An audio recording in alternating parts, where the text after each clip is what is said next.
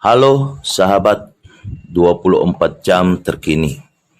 Sahabat honorer di mana saja berada. Kembali kami sampaikan perkembangan informasi terkait tenaga honorer dan tenaga non-ASN. Baik, langsung saja mari kita terkinikan.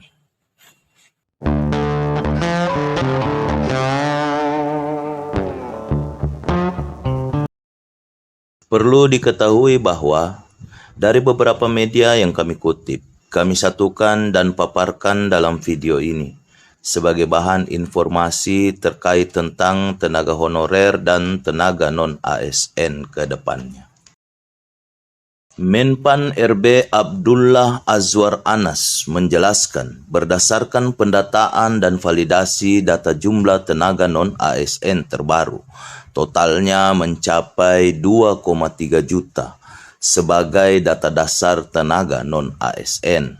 Namun dari jumlah tersebut menurut dia hanya 1,8 juta orang yang diiringi surat pertanggungjawaban mutlak atau SPTJM dari pejabat pembina kepegawaiannya termasuk kepala daerah. Sebelumnya beredar info bahwa semua tenaga honorer yang sudah melakukan pendataan akan diangkat menjadi P3K. Itu merupakan info yang tidak benar. Sebagaimana dikatakan oleh Adi Junjunan Mustafa, Kepala BKPSDM Kota Bandung mengatakan, di lapangan juga beredar kalau para honorer yang sudah melakukan pendataan akan langsung diangkat jadi P3K. Tidak betul berita itu. Dengan begitu banyaknya tenaga honorer dan atau tenaga non-ASN, memang membutuhkan waktu yang matang untuk membuat kebijakan ke depannya bagi pemerintah. Yang jelasnya, sebelum 28 November 2023, kebijakan yang dinanti akan terbit.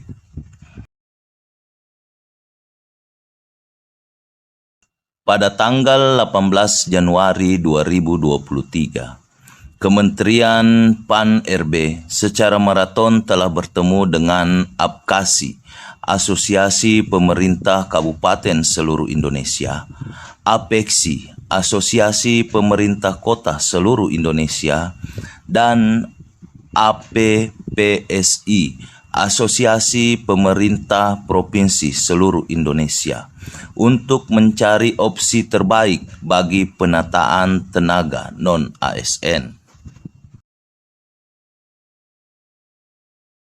Ketua Asosiasi Pemerintah Provinsi Seluruh Indonesia, Isran Nur, meminta kepada Menpan RB Abdullah Azwar Anas agar tidak ada pemberhentian untuk tenaga honor di instansi pemerintah dalam beberapa tahun ke depan.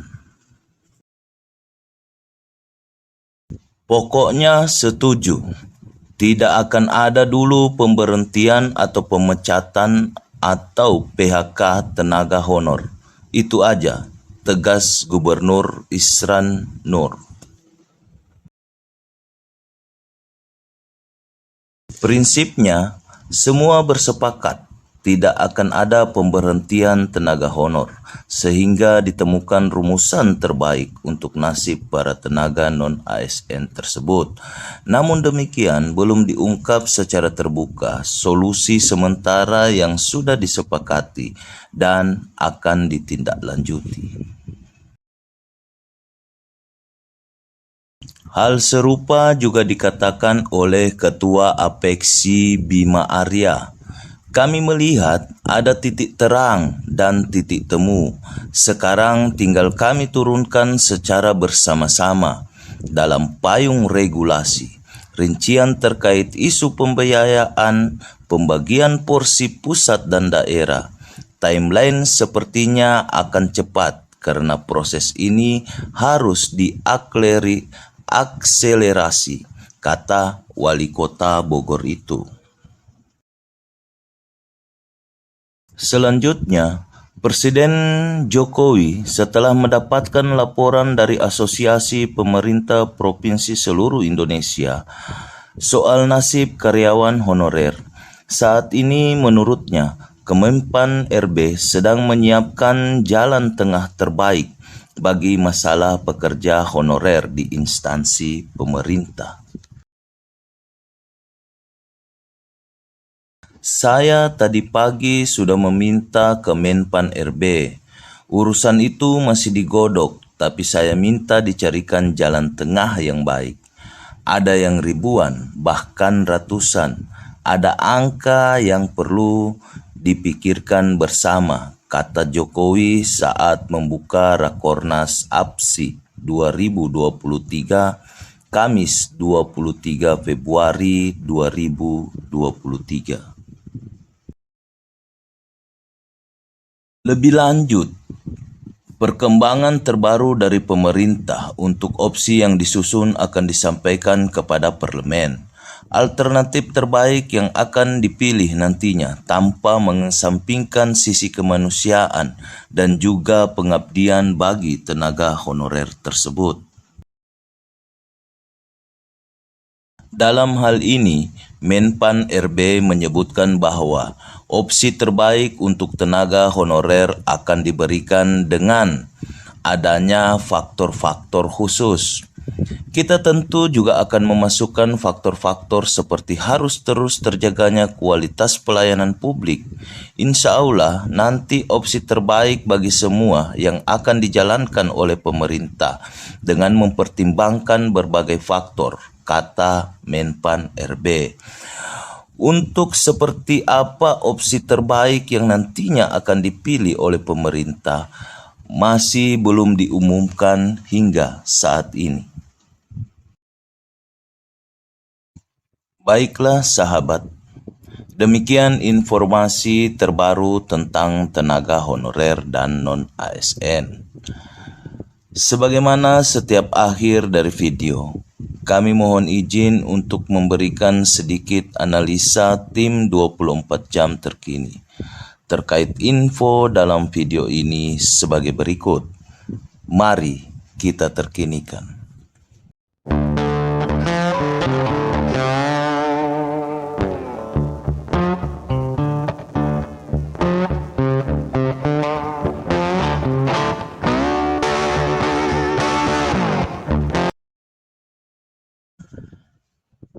Beberapa poin yang perlu kita garis bawahi adalah sebagai berikut. 1. Berita hoaks yang menyatakan bahwa tenaga honorer yang sudah melakukan pendataan akan langsung diangkat menjadi P3K. 2. Data terbaru tenaga non-ASN mencapai 2,3 juta orang.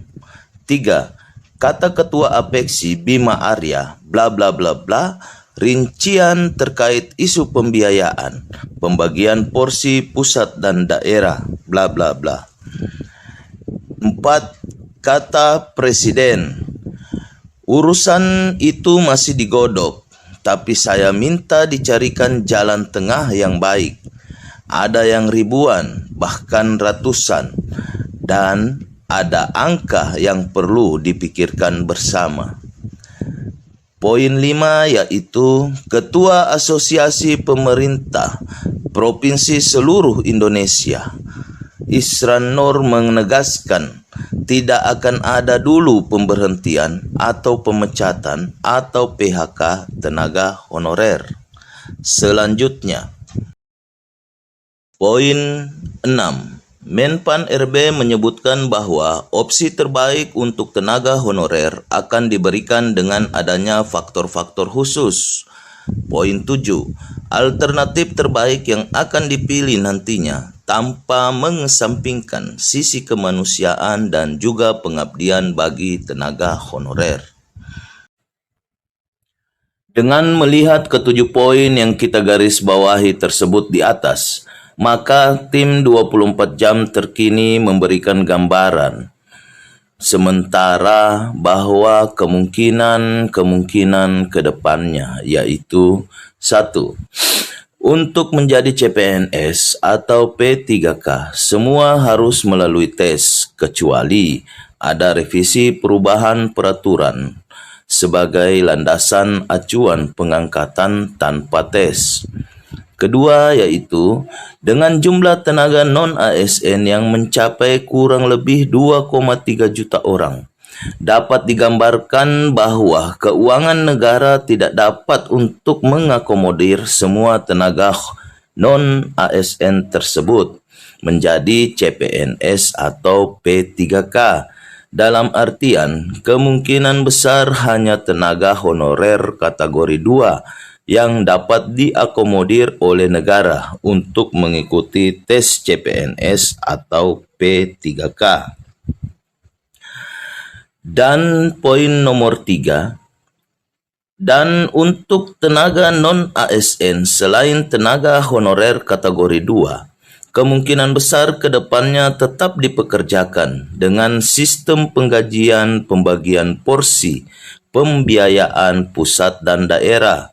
Untuk statusnya mungkin menjadi P3K, tenaga kontrak atau sejenisnya, dan atau pilihan terakhir adalah outsourcing. Keempat, apa yang dikatakan Presiden tersebut memperkuat analisis poin 2 dan 3 di atas. Beliau meminta Menpan RB untuk mencari jalan tengah terbaik. Ada yang ribuan, bahkan ratusan. Ada angka yang perlu dipikirkan bersama. Kelima, kemungkinan besar tidak ada penghapusan tenaga honorer atau tenaga non-ASN sampai pemerintah menemukan jalan terbaik untuk penataan dan penanganannya. Keenam, akan ada beberapa pilihan opsi terbaik nantinya yang akan diberikan untuk tenaga honorer dengan mempertimbangkan faktor-faktor khusus dan tanpa mengesampingkan sisi kemanusiaan dan juga pengabdian tenaga honorer. Jadi, untuk poin nomor 6, tim 24 jam terkini hanya dapat memprediksi dan berharap. Semoga yang dimaksud poin terakhir ini adalah memperjelas bahwa mengangkat semua tenaga honorer K2 yang sudah mengabdi lama, terutama mereka yang sudah memasuki usia 35 tahun ke atas.